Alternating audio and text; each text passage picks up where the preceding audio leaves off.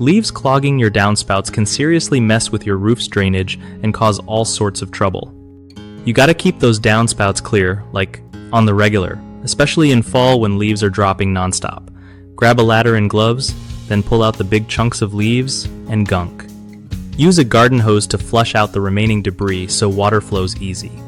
If you notice water pooling near your foundation, that's a red flag telling you to check your gutters and downspouts as soon as possible. Installing gutter guards can help keep leaves out, but don't rely on them alone. They still need some cleaning now and then.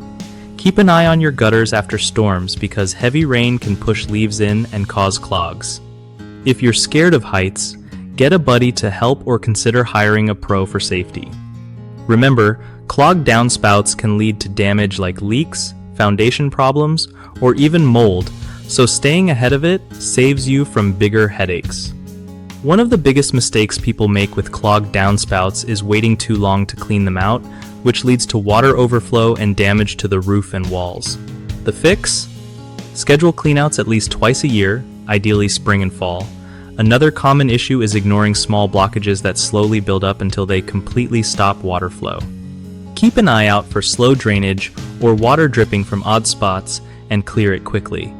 Lastly, using the wrong tools or not flushing the downspouts after removing leaves can leave debris behind that causes future clogs.